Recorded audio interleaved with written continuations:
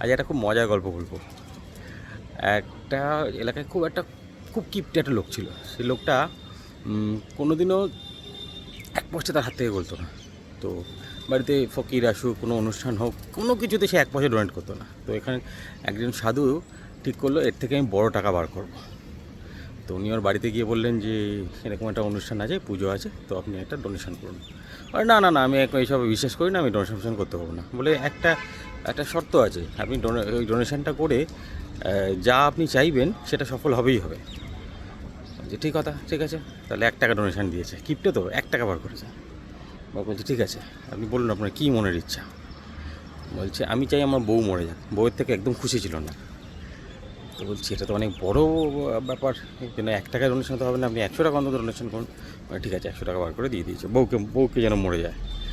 তো বলছে আমি এখন আপনাকে উপায়টা বলবো, কীভাবে আপনার বউ মরে যাবে, কীভাবে আপনার উদ্দেশ্য সিদ্ধ হবে। এখান থেকে 20 কিলোমিটার দূরে একটা মন্দির আছে, সেই মন্দিরে একটা নিয়ম আছে। আপনি যদি ওখানে কোনো মানত করেন, মানত করে আপনি যদি সেই মানতটা মেনে নেয়, মানতটা যদি আপনার হয়ে যায়, কমপ্লিট হয়ে যায়, কিন্তু আপনি যদি মানতটা কমপ্লিট না করেন, মানে আপনার মনের ইচ্ছাটা কমপ্লিট হলো কিন্তু আপনি যেটা মানত করেছেন সেটা আপনি করলেন না, তাহলে ভগবান আপনাকে শাস্তি দেবে। তো আপনি এক কাজ করুন, ওই মন্দিরটা চলুন, আপনি যাই, গিয়ে আপনি ওখানে একটা মনের ছোটোখাটো কোনো একটা ইচ্ছার মানত করুন। সেটা পূরণ হলে আপনি সেটা মানত যেটা করবেন সেটা আপনি দেবেন না, তাহলে দেখবেন ভগবান শাস্তি হিসেবে আপনার বউকে তুলে নেবে। তো ভালো কথা, দারুণ ব্যাপার, ভগবানই আমার কাজ করে দেবে। তো দুজন মিলে গেছে, গিয়ে ওখানে ও অফিসের কোনো ছোটোখাটো একটা কাজের ব্যাপারে বলেছে যে এই কাজটা হয়ে গেলে আমি এখানে 100 টাকা চড়াওয়া দেবো। তো পাশে সাধুটা বলছে যে আরে আপনাকে টাকা দিতে থই না, আপনি তো মানত করছেন অন্যটাকে ভাঙার জন্য, আপনি করবেন না। তো আপনি এক কাজ করুন, আপনি বড়ো কিছু বলুন, 2 লাখ, 5 লাখ, 10 লাখ দিতে তো হচ্ছে না, কী অসুবিধা আছে। ঠিক আছে, আমার বউ যদি মরে যায়, আমার যদি মানতটা পূর্ণ হয়ে যায়, আমার ওই ইচ্ছাটা যদি পূর্ণ হয়ে যায়, তাহলে ওখানে 5 লাখ টাকা দেবো। ওই প্ল্যানটা হচ্ছে যে যদি ওটা পূর্ণ হয়ে যাবে, তারপর ও মানতটা পূর্ণ করবে না, ভগবান ওর বউকে নিয়ে নেবে। তো এটা করার পর চলে এসছে। ওর যে ছোটোখাটো যে ইচ্ছাটা মানত করেছিল সেটা হয়ে গেছে। তো ওর তো টাকা দেওয়ার ব্যাপার নেই, ও তো এটা ছেড়ে দিয়েছে। তো এটা 6 মাস হয়ে গেছে। 6 মাস হওয়ার পর সে ওই সাধুটার কাছে গেছে যে বাবা আপনি তো বলছেন আমার বউ মরে যাবে, 6 মাস হয়ে গেছে। বলে আমি না প্রবলেমটা বুঝতে পেরেছি, কেন আপনার কাজটা হচ্ছে না আমি বুঝতে পেরেছি।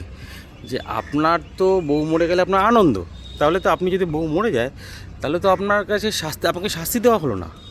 ভগবান তো আপনাকে মানতটা মানেননি বলে আপনাকে শাস্তি দিতে চায়।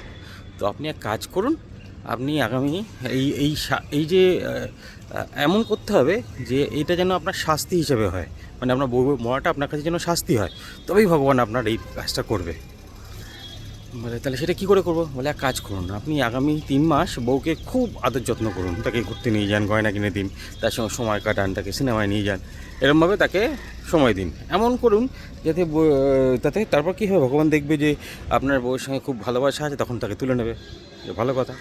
তো এবার সে বাড়ি গিয়ে প্ল্যান মতন এরমভাবে করতে আমাকে, যে বউয়ের সঙ্গে খুব ভালো করে সম্পর্ক রাখছে, ভালোভাবে রাখছে, ঘুরতে নিয়ে যাচ্ছে, গয়না কিনে দিচ্ছে, সিনেমায় নিয়ে যাচ্ছে, হোটেলে রেস্টুরেন্ট নিয়ে যাচ্ছে।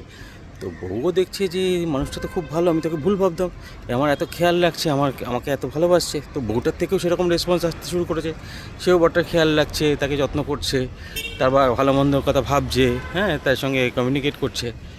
তো এরকম করতে করতে দুজনের মধ্যে খুব ভালো একটা বন্ডিং হয়ে গেছে। এদিকে প্রায় 3 মাস হয়ে এসছে, এমন সময় বউটার একটা বউয়ের জ্বর হয়েছে। তো লোকটা ভাবছে এই মরেছে, এবার যদি মরে যায়, আমার বউটা তো খুব ভালো, আমি তাকে ভুল ভাবতাম, একে তো আমি এখন খুব ভালোবাসি, একে তো ছাড়লে আমি বাঁচবো না। তো সাধুর কাছে গেছে যে বাবা আমি আমি আমি চাই না আমার বউ মরে যাক, তাহলে কী করতে হবে বলুন।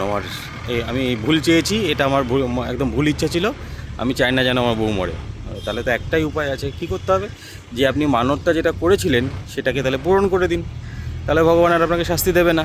বলে ঠিক আছে, দিয়ে সে 5 লাখ টাকা জমা করে দিয়েছে।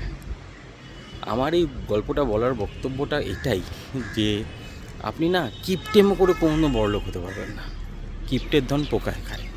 কিপটেমো করে পয়সা জমিয়ে কোনোভাবে আপনি বড়লোক হতে পারবেন না। আমি বলছি না আপনাকে যে প্রচুর টাকা আপনি খরচা করুন, আজকে 1 লাখ টাকা খরচা করে দিন, 2 লাখ টাকা খরচা করে দিন, কিন্তু আপনাকে যে বিজনেসটা আপনার জন্য সব করবে, যে বিজনেসটা আপনাকে নেক্সট লেভেলের জীবন দেবে, যে জীবন আপনি স্বপ্নেও ভাবেননি সেই জীবনটা আপনি পেতে যান, সেই বিজনেসটাকে আপনি না কিপটেমোর দিকে দেখবেন না।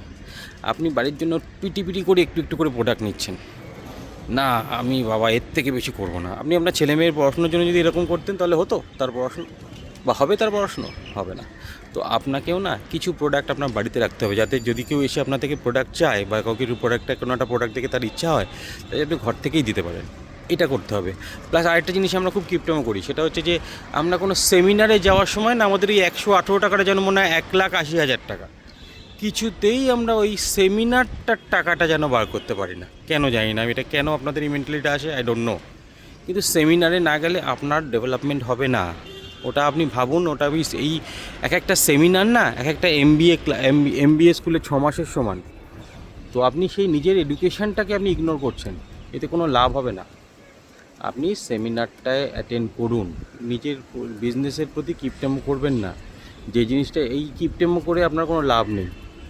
বিজনেসটাকে বিজনেসের মতন করে দেখুন। আমি এখানে তো বলছি না আপনাকে লাখ টাকা ইনভেস্ট করতে, কিন্তু বিজনেসটাকে বিজনেসের মতন করে না দেখলে কিছুতেই আপনার এই কাজটা হবে না, এই বিজনেসটা হবে না। এটাকে কিপটেমোর মতন না দেখে, কিপটেমোর মতন করে বিহেভ না করে, এটাকে নর্মাল একটা প্রোগ্রেসের মতন করে করুন। নিজের জন্য, প্রোডাক্টের জন্য একটু একটু ইনভেস্টমেন্ট করতে হলে করুন। এই সেমিনারগুলোতে আসতে হলে আসুন। ভাববেন না যে আমি এটা থেকে পাবো তবে করব। আপনি যদি আপনার ছেলে মেয়েকে বলতেন যে তোকে আমি ক্লাস 5 অবধি পড়ালাম, এবার কিছু করে দেখার তারপর তোকে জন্য বাকিটুকু করবো, তাহলে সে আপনার ছেলে মেয়েকে অন্য কোথাও গিয়ে উঠতো না, পৌঁছাতে পারতো না। আপনি তার জন্য ইনভেস্ট করেছিলেন বলে সে আজকে একটা জায়গায় পৌঁছেছে। সিমিলারলি এই বিজনেসটা আপনার বেবির মতন। এই বিজনেসটাকে আপনি প্রপারলি দেখাশোনা করবেন, তবেই এই বিজনেসটা একদিন আপনাকে সেই রেজাল্টটা দেবে, আপনার ডিজায়ার রেজাল্টটা দেবে, আপনার স্বপ্নটা পূরণ করবে। ভালো থাকবেন সবাই।